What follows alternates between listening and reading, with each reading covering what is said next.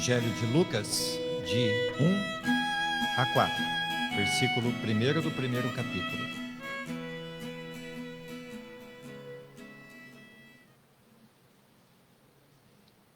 Hoje nós não teremos a salinha das crianças, creio que domingo que vem retorna à normalidade. Amém, irmãos? Conseguiram achar? Glória a Deus. Depois, assim que terminar aqui Lucas, você já pode abrir lá em Atos 1 também. Visto que muitos já empreenderam uma narração coordenada dos fatos que entre nós se realizaram, conforme nos transmitiram os que desde o princípio foram deles testemunhas oculares e ministros da palavra, igualmente a mim pareceu bem, depois de cuidadosa investigação de tudo, desde a sua origem, dar-lhe por escrito, excelentíssimo Teófilo, uma exposição em ordem, para que você tenha plena certeza das verdades em que foi instruído. Vá agora, por gentileza, lá em Atos capítulo 1.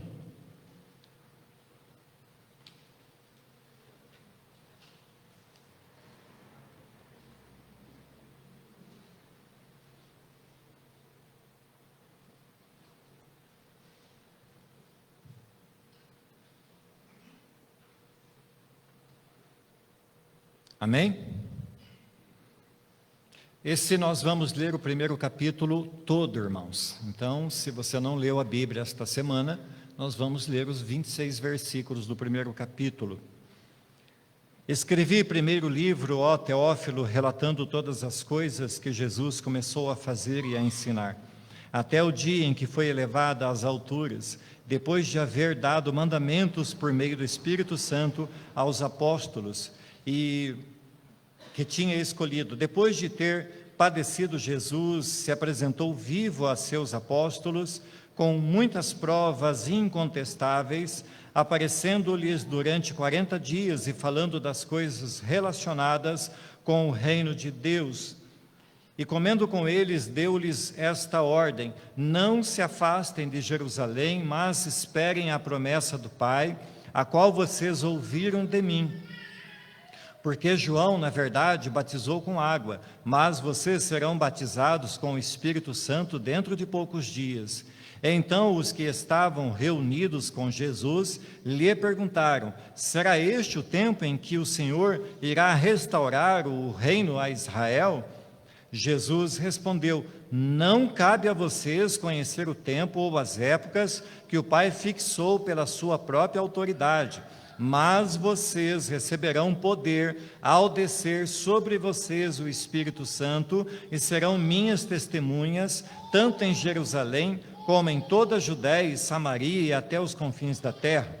Depois de ter dito isso, Jesus foi elevado às alturas, à vista deles, e uma nuvem o encobriu dos seus olhos. E estando eles com os olhos fixos no céu, enquanto Jesus subia, eis que 2 homens vestidos de branco se puseram ao lado deles e lhes disseram: homens da Galileia, por que vocês estão olhando para as alturas?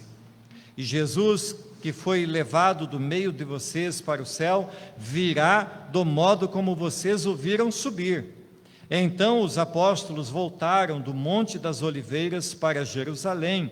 A distância até a cidade é de cerca de 1 quilômetro.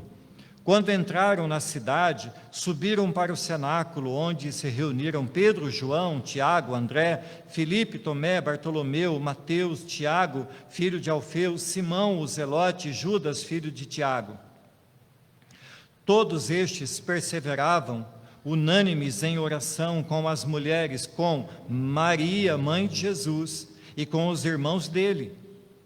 Naqueles dias, Pedro se levantou no meio dos irmãos, que formavam um grupo de mais ou menos 120 pessoas, e disse: irmãos, era necessário que se cumprisse a Escritura que o Espírito Santo predisse pela boca de Davi a respeito de Judas, que foi o guia daqueles que prenderam Jesus. Ele era um dos nossos e teve parte neste ministério. Ora, este homem adquiriu um campo com o preço da iniquidade, caindo de cabeça, rompeu-se pelo meio, e todos os seus intestinos se derramaram. Isto chegou ao conhecimento de todos os moradores de Jerusalém, de maneira que em sua própria língua esse campo era chamado de Acéldama, ou Aceldama, como queiram, isto é, campo de sangue. E Pedro continuou, porque está escrito no livro dos Salmos: fique deserta a sua morada, e não haja quem nela habite, e que outro tome o seu encargo. Portanto, é necessário que dos homens que nos acompanharam todo o tempo em que o Senhor Jesus andou entre nós, começando no batismo de João, até o dia em que foi tirado do nosso meio e levado às alturas, um destes se torne testemunha conosco da sua ressurreição. Então propuseram 2, José, chamado Barsabás, também conhecido como Justo, e Matias, e orando disseram: tu, Senhor, que conheces o coração de todos, revela-nos qual dos 2 escolheste para preencher a vaga neste ministério e apostolado do qual Judas se desviou, indo para o seu próprio lugar. Depois fizeram um sorteio, e a sorte caiu sobre Matias, que foi acrescentado ao grupo dos 12 apóstolos. Amém. Bondoso Espírito Santo, nós reunidos aqui, começando, Senhor, essa etapa de palavras, ó Deus, de meditações, de estudos, clamamos a Ti, Senhor Deus, que Tu venhas a falar conosco, desvenda os nossos olhos para que assim vejamos a Tua palavra e tenhamos conhecimento, e pelo conhecimento vejamos, ó Deus, o Seu querer, a Sua vontade para as nossas vidas. Em nome de Jesus, o Filho de Deus, que oramos. Amém. Glória a Deus. Queridos irmãos, como eu disse, nós estivemos durante um bom período baseados em Marcos, mas hoje eu quero, como dizem alguns teólogos, virar a dobradiça. Deixar um pouco os evangelhos e começar essa carta de Atos, esse livro de Atos, para que nós possamos entender um pouco mais o que é a igreja, como funciona a igreja, o que foi o princípio da igreja, como foram esses 30 primeiros anos da igreja cristã, o que essa igreja tem a ver conosco, o que ela significa para nós, qual a influência dela hoje para as nossas vidas. E logo de início, irmãos, o que me impressiona é sabermos que uma pequena reunião de mais ou menos 120 pessoas numa sala, no cenáculo, tornou-se uma igreja hoje que possui cerca de 2 bilhões de membros esparramadas pelo mundo inteiro. Eu creio, meus irmãos, que veremos e aprenderemos com o Espírito Santo grandiosas lições que muito nos ajudarão na caminhada cristã da nossa vida. Todo cristão precisa ler, conhecer o melhor possível os evangelhos. E isso certamente nos ajuda naquilo que Paulo chamou de desenvolver a salvação. Entender, conhecer os evangelhos, ler com muito apreço, com muita atenção Mateus, Marcos, Lucas, João. Mas também é necessário, irmãos, que nós, ao lermos o livro de Atos, como cristãos, estaremos sendo capacitados a cumprir o seu papel na terra como embaixadores de Cristo, este Cristo que foi exaltado ao céu. E ainda, irmãos, para todo cristão, a leitura de Atos é indispensável, haja vista que ele prepara o caminho para que nós venhamos a ter um bom entendimento das demais cartas do Novo Testamento, das cartas pastorais, por exemplo. A primeira coisa que precisamos saber é que Lucas é o autor não só do evangelho que leva o seu nome, como também de Atos dos Apóstolos. E, pelo que tudo indica, Lucas está escrevendo tanto o Evangelho de seu nome, quanto Atos dos Apóstolos, a um homem de posição chamado Teófilo. Nós não sabemos nada deste homem, nada. A Bíblia só fala do seu nome, e é chamado de o excelentíssimo Teófilo. Isso nos quer dizer, irmãos, que este homem provavelmente era alguém de influência na sociedade, que havia tido contato com o Evangelho, e que se converteram, e agora ele é o patrono, ele é o patrocinador de Lucas, para que Lucas vá e faça uma pesquisa, como ele mesmo diz no seu Evangelho, uma acurada pesquisa para rever tudo o que aconteceu desde o nascimento de Jesus, do seu ministério, do seu batismo, e então levar ao excelentíssimo Teófilo, que significa o amado de Deus, as melhores informações possíveis sobre Jesus Cristo. E observe, irmãos, que Lucas começa Atos falando do primeiro livro, que é justamente o Evangelho que leva o seu nome. Mas quando ele escreve Atos, ele demonstra que as obras que agora eram feitas, não mais eram feitas pelo Jesus em forma humana. Lembrem que nos evangelhos eles estão relatando todas as obras que Jesus realizou. E ainda vai dizer que se fizessem livros escrevendo tudo o que ele fez, estes livros não caberiam no mundo. Como eu disse outro dia, isso é uma forma exagerada de falar da grandeza das obras de Jesus. Mas aqui, irmãos, Atos começa a mostrar o ministério de Jesus, não mais estando na terra em carne, mas através do seu Espírito Santo, usando os apóstolos e consecutivamente usando a igreja dele, eu e você. Nós estamos dando continuidade à obra de Cristo na terra. E sendo Lucas o autor de ambos os livros, e sendo os dois livros praticamente um a continuidade do outro, então, irmãos, por que escrever dois livros separados e não apenas um único livro, dando sequência uma coisa da outra? E há respostas também para isso. John Stott, um dos grandes teólogos do nosso tempo, escreveu que Lucas, ele escreve esses dois livros como um historiador cristão, mas escreve também como um diplomata, e como um teólogo evangelista. Talvez você já esteja aí no seu banco pensando assim, e para que serve isso? Para que isso significa na minha vida? Por que eu preciso saber dessas coisas? Porque, irmãos, se nós não tivermos conhecimento da palavra e do que está na palavra, nós não avançaremos no conhecimento e nem na graça, nós não aumentaremos de estatura. Quanto mais conhecemos da palavra, quanto mais conhecemos do Evangelho, quanto mais conhecemos daquilo que o Espírito Santo está nos revelando, menos seremos enganados pelos ventos de doutrinas, pelas heresias, pelas coisas que têm abalado a igreja no Brasil e no mundo. Portanto, o conhecimento nos traz bases que nos livram do engano e do erro. Como historiador, tanto o seu Evangelho quanto o livro de Atos nos mostram o quanto Lucas foi cuidadoso e fiel, a fidelidade dele em tudo que ele escreveu e narrou.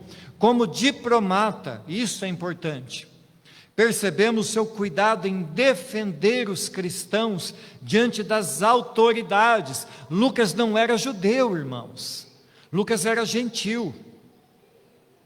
Um homem convertido a Cristo, que agora vai escrever a respeito de Cristo, e diante das autoridades ele vai falar do povo que servia a Cristo, demonstrando que os cristãos eram pessoas sérias, submissa às autoridades, cumpridora das leis, de moral exemplar e, sobretudo, avessos à guerra. Portanto, um povo pacífico, um povo confiável. Ele está dando testemunho diante das autoridades romanas de que o povo de Deus, o povo cristão, não precisava ser perseguido, porque era um povo que buscava glorificar a Deus diante das autoridades. Mas como teólogo evangelista, Lucas mostra que tudo que ele ouviu dos seus amigos, que foram testemunhas oculares de Cristo, não eram histórias inventadas ao gosto de cada um deles. Pelo contrário, eram relatos confiáveis. Eram escritos que serviam a um propósito pastoral específico de apresentar às pessoas do seu tempo e a nós hoje tudo que a pessoa de Cristo realizou e realiza. Precisamos saber, irmãos, que ao lermos os 4 primeiros versos de Lucas, como lemos, estamos lendo o prefácio, não só do Evangelho de Lucas, mas também o prefácio de Atos dos Apóstolos. Ainda como introdução, devemos saber que os escritos de Lucas são dignos de toda a confiança. Foram inspirados pelo Espírito Santo, são resultado de uma pesquisa direta com os apóstolos e são de experiências vividas pelo próprio Lucas quando andou com Paulo em suas viagens missionárias. Então, vejamos, irmãos, Lucas, ele precisou cuidadosamente, investigou detalhadamente todos os fatos e eventos que aconteceram. Lucas ouviu pessoalmente as histórias contadas por muitas testemunhas oculares que viram e estiveram e fizeram parte da vida de Jesus. Lucas agiu como os bereanos. Por que eu tenho falado, irmãos, há 5 anos, leiam a Bíblia, estudem, para não sermos enganados pelos ventos de doutrinas, pelas muitas heresias que aparecem. Não acreditem nem em mim, acreditem na palavra de Deus, confiram aquilo que eu prego, confiram aquilo que qualquer outro que subir a este púlpito pregue, vá à palavra de Deus e confira. Lucas está sendo bereano, ou seja, ele vai de forma organizada, verificando os fatos, para que o próprio Teófilo, seu patrono, ao ler a sua exposição, acreditasse no Cristo que Lucas servia e que também Teófilo estava servindo. Meus amados, devemos notar ainda que Lucas está dizendo que as palavras escritas por ele tinham o propósito de fortalecer os seus leitores, e até hoje continua cumprindo este papel de nos fortalecer, confirmando assim o quanto o amado Dr. Lucas era um grande evangelista. Feita esta introdução, meus irmãos, indo agora de fato à mensagem, nestes primeiros versos podemos observar que o ministério de Cristo na terra se encerra para continuar no céu. Jesus veio realizar uma obra e a fez integralmente. Lembrem-se, irmãos, que lá em João 19:30 vai estar escrito assim: tudo está consumado. Toda a sua obra na terra foi realizada. E toda a sua obra, todo o seu ministério lhe custou dor, sofrimento, esvaziamento da sua glória, para que nós pudéssemos ser abençoados. Mas como vimos no Evangelho de Marcos, ele venceu a morte, ele ressuscitou, ele voltou para o céu, ele recebeu a sua glória e ele reina soberanamente. Portanto, meus irmãos, tendo Jesus encerrado o seu ministério terreno, restou a nós, movidos pelo seu Espírito, darmos continuidade na obra de evangelização e salvação. Desta forma, como agentes de Cristo, como embaixadores de Cristo, nós devemos pregar o seu evangelho, manifestar o Cristo ressurreto, Senhor e Salvador, a todas as pessoas. Lucas nos prova com muita clareza que realmente Cristo ressuscitou. Mas podemos fazer, irmãos, uma pergunta: por que é tão necessário provar que Cristo ressuscitou? Alguém aqui na igreja teria dúvida que Cristo de fato ressuscitou? Mas, irmãos, lembrem-se, naquele tempo, como ainda hoje, há muitos que não acreditam na ressurreição de Cristo. Não podemos esquecer, amada igreja, que as autoridades religiosas daquela época haviam subornado os guardas para que, mentindo, dissessem que o corpo de Cristo havia sido roubado. Está lá em Mateus 28, de 11 a 15. E lá no verso 3, ele diz que as provas aqui de Atos, que as provas de que Cristo estava realmente vivo são incontestáveis. E além disso, ficou ainda com eles 40 dias, comeu com eles, bebeu com eles. Os discípulos tocaram em Jesus. Quando Paulo está escrevendo aos irmãos de Corinto e fala sobre a ressurreição, ele vai escrever assim, está lá em Coríntios 15, de 4 a 8, apenas ouça. E que foi sepultado, e que ressuscitou ao terceiro dia, segundo as Escrituras, e que foi visto por Cefas, e depois pelos 12, depois foi visto uma vez por mais de 500 irmãos, dos quais vive ainda a maior parte, mas alguns já dormem também. Depois foi visto por Tiago, depois por todos os apóstolos, e por derradeiro de todo me apareceu também a mim, como um abortivo. Percebem, meus irmãos, quantas pessoas foram testemunhas oculares do Cristo ressurreto? Se por um lado os judeus pagaram para que 2 ou mais guardas mentissem a respeito da ressurreição, por outro lado, centenas de pessoas testemunharam o Cristo ressurreto e vivo, aleluia.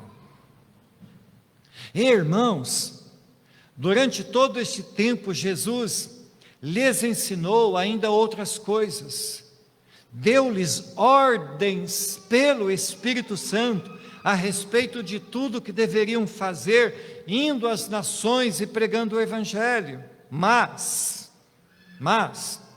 se os apóstolos dependessem, escutem isso, meus irmãos, se os apóstolos dependessem somente de si mesmos, certamente poderiam, mais uma vez, abandonar tudo, como já haviam feito antes. Por isso, Jesus lhes dá uma ordem muito séria. Eles deveriam permanecer em Jerusalém, esperando a promessa do Pai. Qual é a promessa que o Pai fez por meio do Filho? O Espírito Santo. Eles haviam ouvido do próprio Senhor Jesus: o Pai lhes dará outro Consolador. Jesus ainda acrescenta que João batizou com água, mas dentro de poucos dias eles receberiam algo muito maior. Eles seriam batizados pelo Espírito Santo, está lá no verso 5. Meus irmãos queridos, minhas irmãs queridas, sem que houvesse o batismo do Espírito Santo, a igreja jamais avançaria. Os homens jamais seriam convencidos de que são pecadores. Sem o agir do Espírito Santo, não haveria arrependimento em nenhum de nós. Perceba, amada igreja, que estamos aqui diante de um princípio espiritual. Jesus, lá em João 15,5, disse que sem Ele não podemos fazer nada. Todavia, para que o Espírito Santo viesse, Jesus precisava ir. Então nós vemos no verso 9, Jesus sendo elevado, devolvido, buscado pelos céus, voltando à sua glória, diante dos olhos dos apóstolos. A verdadeira igreja de Cristo, meus irmãos amados, precisa pregar a verdade do Evangelho, precisa estar totalmente submissa ao agir do Espírito Santo, para que a mensagem pregada seja, além de ouvida, também crida por aqueles que a ouvem. Não é a eloquência do pregador, não é a estrutura do sermão, é o agir do Espírito Santo que convence o pecador do pecador que ele é, que convence ele do juízo, que convence ele da justiça.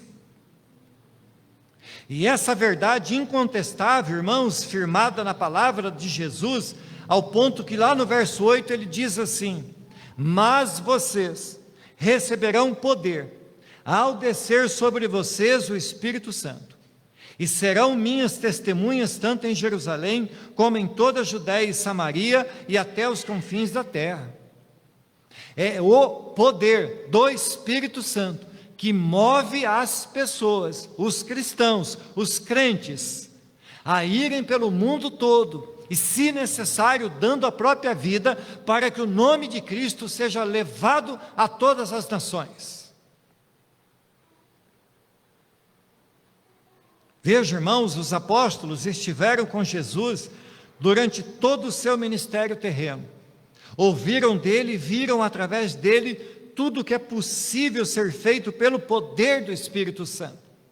Mas agora, ressurreto, Jesus vai ficar com eles ainda mais 40 dias, lhes ensinando as últimas coisas necessárias para que, após receberem o Espírito Santo, estivessem totalmente prontos para irem aos confins da terra e pregar as boas novas. Meus irmãos, não é em vão que a palavra usada por Jesus para designar o resultado da vinda do Espírito Santo sobre os apóstolos seja poder, dinamite.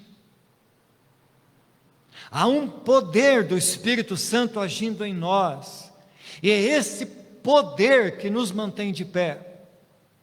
É este poder que, tomando conta das nossas vidas, nos faz permanecer firmados no Evangelho. É este poder que, ainda que em um momento da nossa vida estejamos abalados, é este poder que nos põe de pé, e nos sustenta, e nos dá ânimo, e nos dá coragem para ir em frente e continuar servindo a Deus. E este poder é que daria aos homens não simplesmente uma capacidade intelectual, mas uma condição de agir no nome de Jesus, executando a sua obra e levando o seu Evangelho. E eu quero, irmãos, chamar a atenção de vocês para que percebam o quanto nossa visão de reino é limitada, o quanto nós, muitas vezes, somos assim, muito simples no nosso enxergamento das coisas de Deus. Muitas vezes nós cristãos esquecemos que as fronteiras da nossa vida vão muito além do que podemos ver. Embora estejamos aqui neste mundo e viveremos aqui ainda, se Deus quiser, por muitos anos, não somos daqui. Nossa pátria é celestial. Porém, irmãos, nós nos agarramos com tanta força às coisas desta vida, que mal lembramos de tudo que está reservado aos filhos de Deus na vida eterna, no lar celestial, como disse a minha filha na abertura. Nós andamos tão inquietos, tão preocupados com o amanhã, que esquecemos que Deus é o provedor, que Ele é o sustentador, que Ele é quem sabe de todos os detalhes da nossa vida e de tudo que precisamos. Mas essa miopia espiritual era algo que também estava nos olhos dos apóstolos. No verso 6, eles ali diante do Cristo ressurreto, perguntaram se aquele era o tempo em que o reino de Israel seria restaurado. Vejam, meus irmãos, vou dar aqui 2 pareceres a respeito disso. Um é que eles estavam sem conseguir enxergar que o reino espiritual que Cristo estava falando era além deste mundo, era maior do que isso, mas eles estavam preocupados em cuidar das coisas pegáveis, palpáveis. Outra coisa, eles não conseguiram ver que o propósito de Jesus não estava condicionado aos limites de Israel. Por isso é que Jesus lhes diz que após receberem o Espírito Santo, os seus olhos seriam abertos e passariam a enxergar não um lugar, não um território, mas um mundo inteiro a ser evangelizado. Meus irmãos, mesmo tendo os discípulos passado 3 anos sendo ensinados, discipulados, treinados por Jesus, seus olhos ainda não estavam abertos, ainda não podiam nem enxergar, nem entender todas as palavras de Jesus. Por isso, antes de ser elevado, assunto aos céus, Jesus vai ainda ficar com eles mais 40 dias, como que dando a eles um intensivão, dando a eles um último treino, uma última capacitação, para que o que aconteceria doravante não lhes assustasse, pelo contrário, estivessem preparados para, ao receber o Espírito Santo, irem aos confins da terra.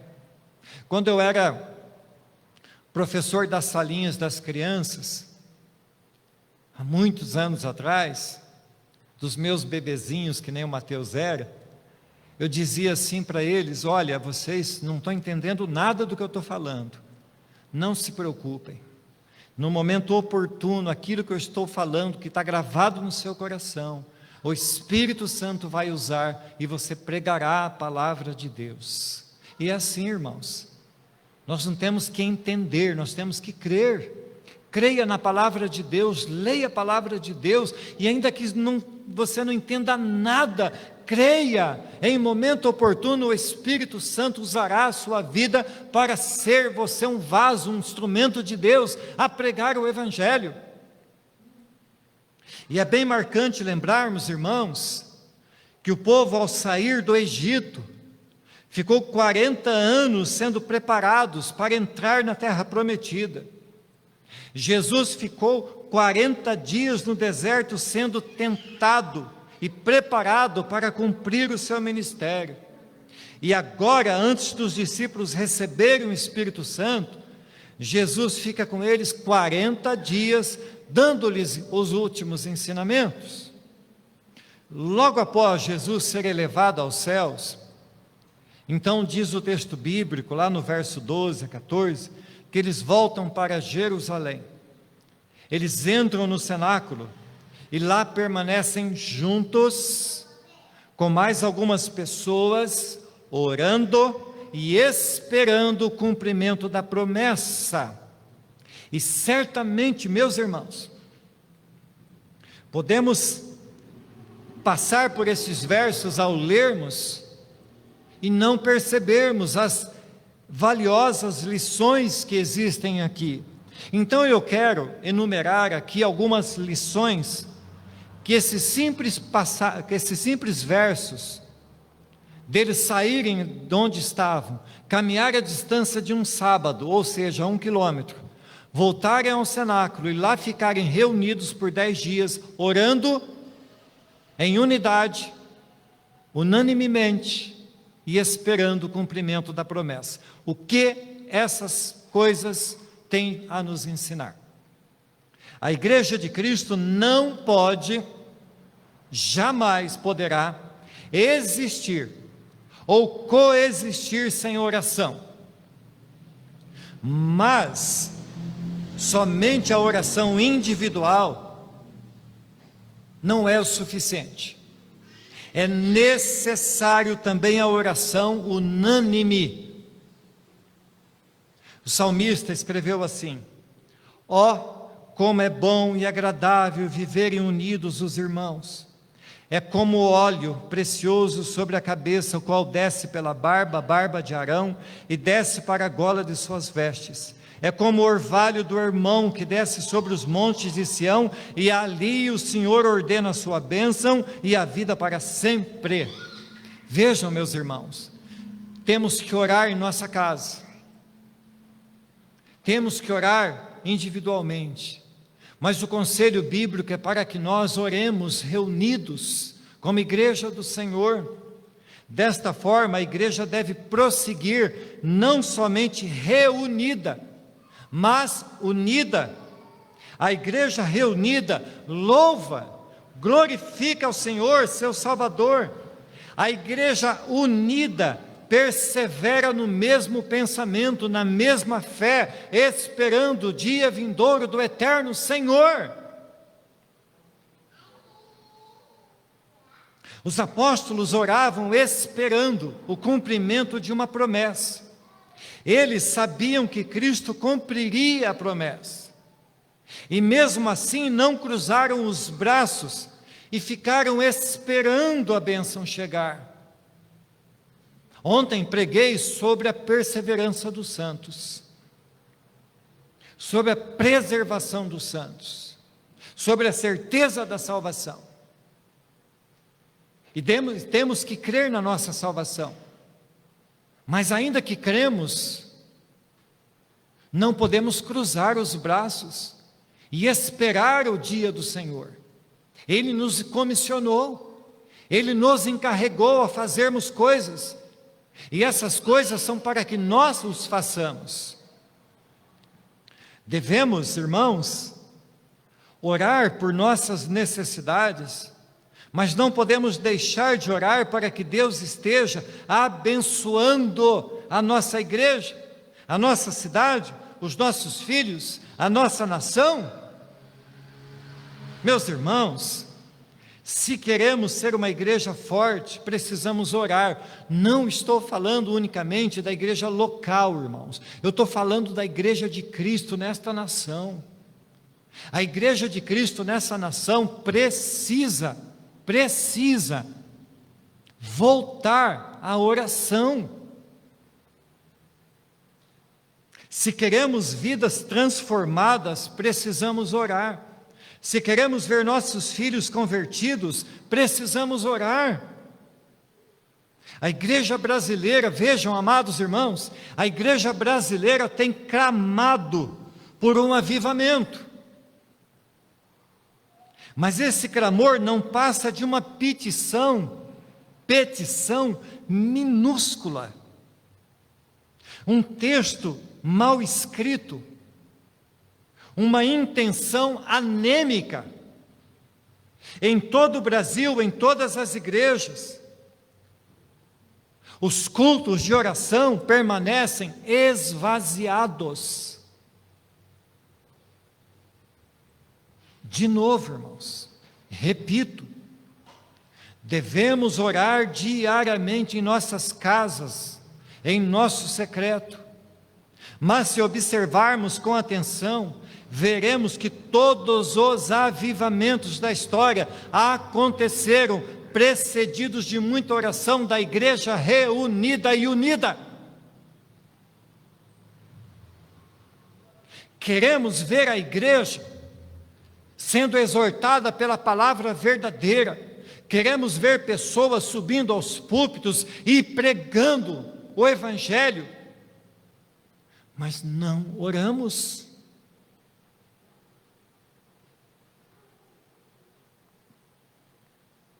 Vejam, meus irmãos, Cristo havia prometido o Espírito Santo. Ele veio quando a igreja reunida orava unanimemente. Jesus passou 40 dias dando as últimas instruções, e após ser assunto aos céus, os irmãos ficaram mais 10 dias juntos em oração, até que do alto veio sobre eles o poder de Deus.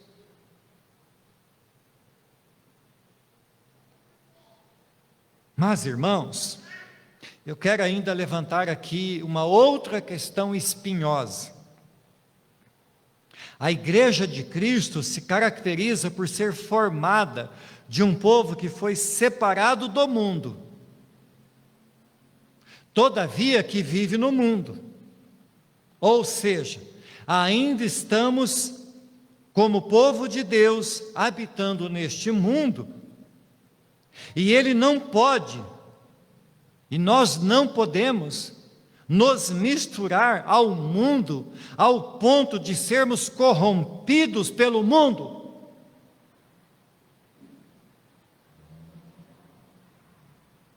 E este pensamento, irmãos, faz coro com as palavras de Deus ao povo que havia tirado do Egito e levado para a terra prometida.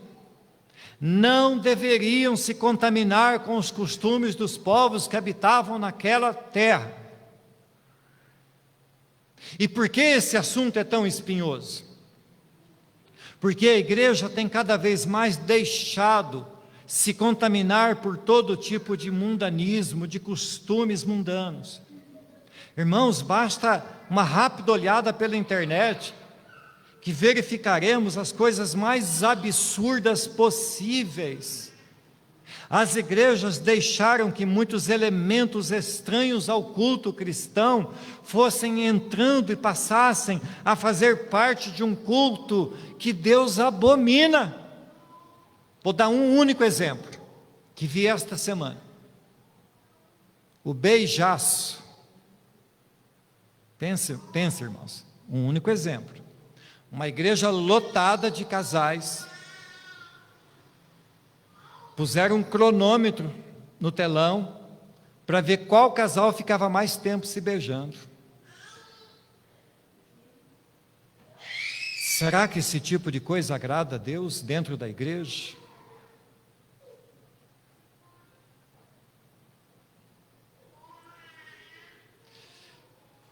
Mas não é só isso, irmãos. A busca pela santidade pessoal está também em baixa. Parece que o brilho da glória de Deus está desvanecendo do rosto dos cristãos, a tal ponto que nada mais é visto como errado ou indecente diante de Deus, ao ponto de não percebermos, irmãos, que esse Deus é um Deus santo, e que diante dele devemos nos dobrar em reverência e santidade. Já disse alguém que a mesma fé que nos une é a mesma fé que nos separa do mundo. Por isso somos santos, separados, para servir a Deus. Vivemos no mundo e servimos a Deus no mundo, mas não podemos ser como o mundo é. Mas o mundo precisa olhar para nós e ver em nós a pessoa de Cristo, para que creiam, para que desejem ser o que somos, e ter eles também a revelação de Cristo e a salvação. E abrindo aqui um parênteses, verso 14 em diante, lá no verso 14, irmãos, diz sobre Maria, fala de Maria, mãe de Jesus, e essa aqui, irmãos, é a última vez que a Bíblia vai falar dela.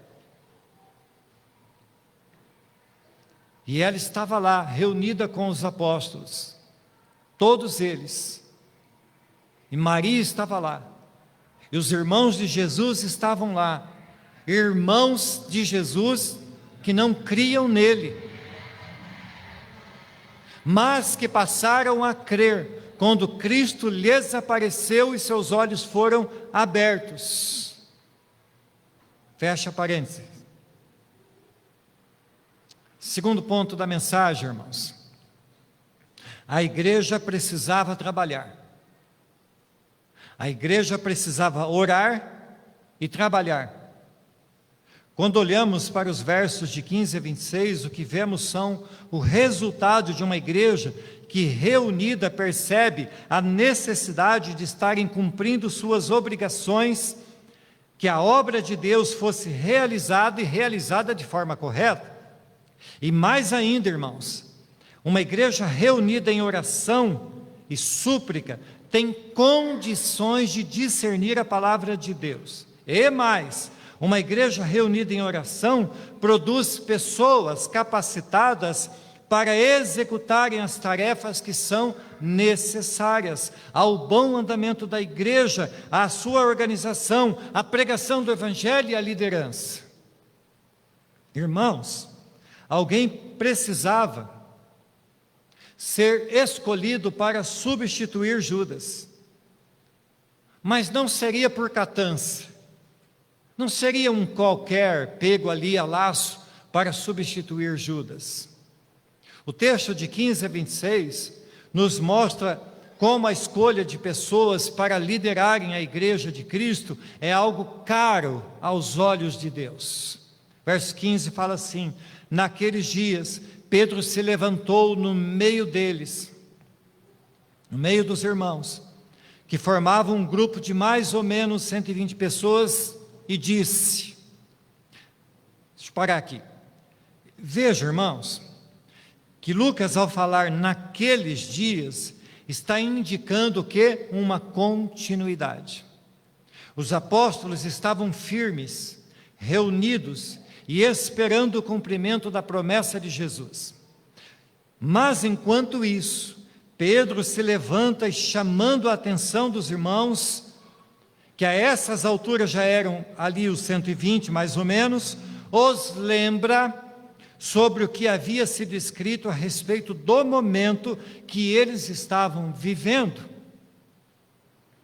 Pedro teve discernimento e não se calou, pelo contrário, chamando a atenção da igreja reunida, proclamou as escrituras dizendo, então, ali no final do verso 15, e disse, irmãos, era necessário que se cumprisse a escritura.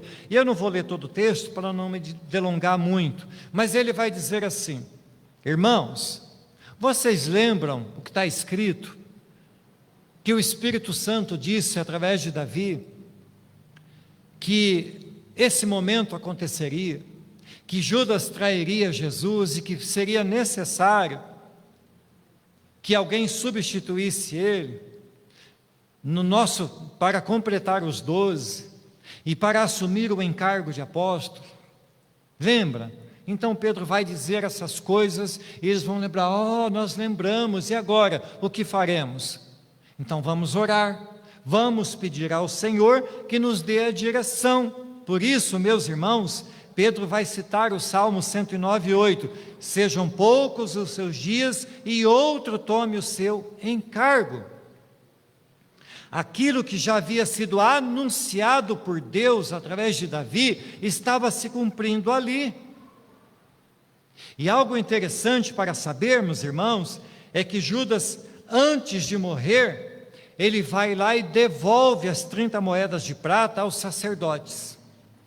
Mas o dinheiro não podia ser devolvido aos cofres do templo, porque esse dinheiro, diz o texto bíblico, que estava sujo de sangue, do sangue de Cristo. Então os sacerdotes vão e compram um terreno que ficava na parte sul, que é conhecido hoje como Vale do Inferno. Por muito tempo, irmãos, nesse lugar, no Vale do Inferno, ali se sacrificavam pessoas. Naquele lugar, crianças eram levadas até o deus Moloque, queimadas vivas pelos próprios pais. Então aquele lugar já era um lugar por si só terrível.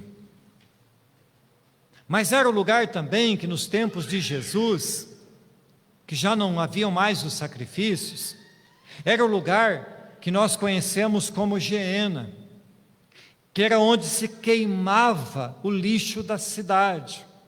Por isso era conhecido como Geena. E por causa dos sacrifícios e por causa do suicídio de Judas, ficou também conhecido como campo de sangue. Mas o texto bíblico vai dizer, desde o Antigo Testamento, que aquele lugar seria amaldiçoado, que aquele lugar não seria habitado por mais ninguém. E até hoje, irmãos, até hoje, aquele lugar é um lugar deserto. Naquele lugar só existem túmulos, onde eram enterrados os estrangeiros, os não-judeus. E apesar de hoje ser um jardim, com muitas árvores e flores, ninguém mora naquele lugar, nunca morou e nunca ninguém morará, porque esta é a palavra de Deus.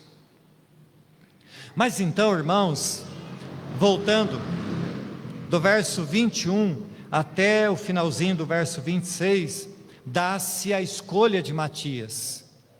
Então 2 nomes são mencionados para serem ali escolhidos para substituírem Judas. Um era José, conhecido como Barsabás, que significa o justo, e outro era o nosso colega Matias. E então eles vão lançar sorte, e pela direção do Senhor, eles vão escolher Matias.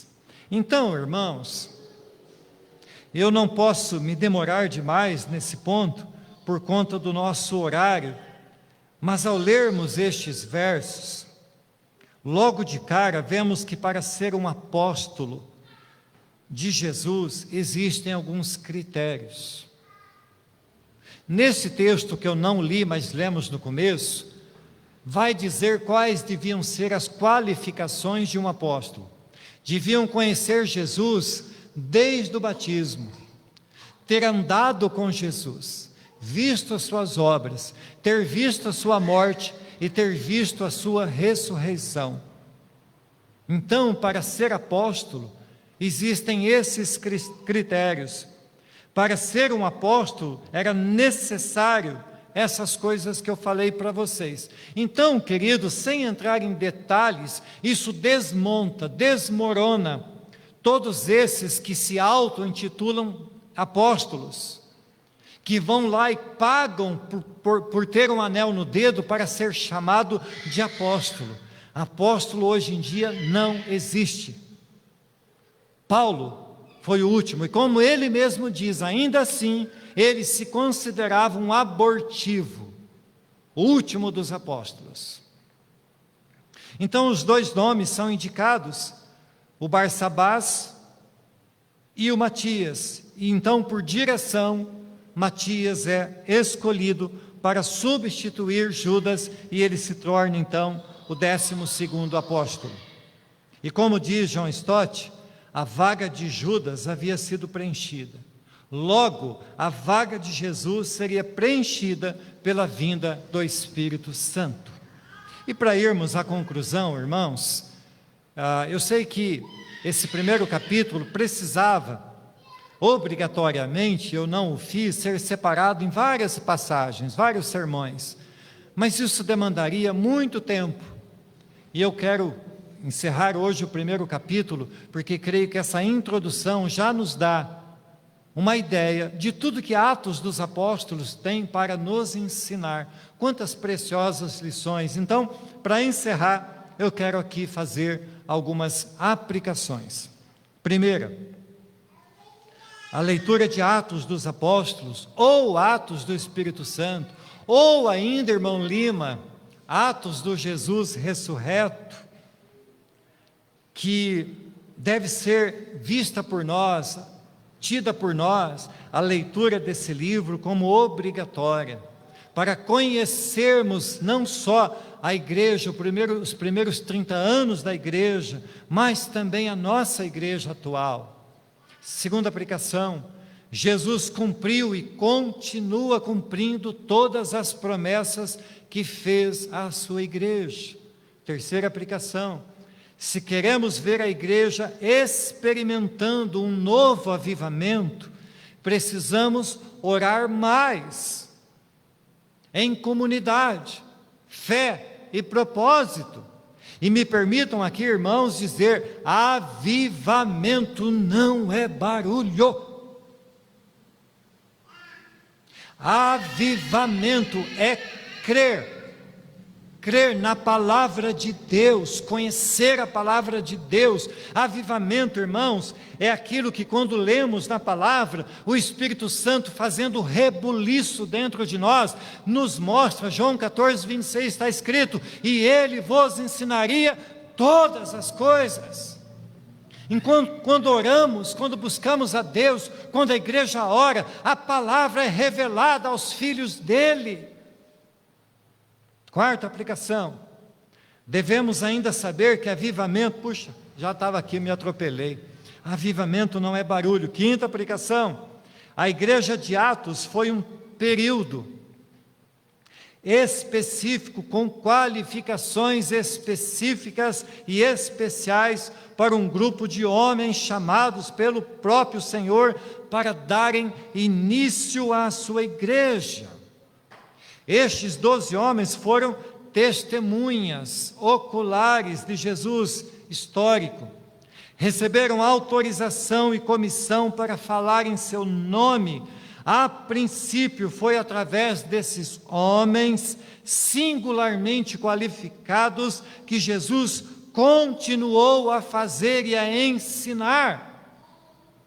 E hoje o Espírito Santo em nós, habitando em nós, tabernaculando em nós, continua conforme a sua mercê, a sua vontade, o seu gosto, nos usando para propagar o Evangelho, e se necessário for, ainda operar milagres. Se Ele quiser, Ele o faz e Ele o fará.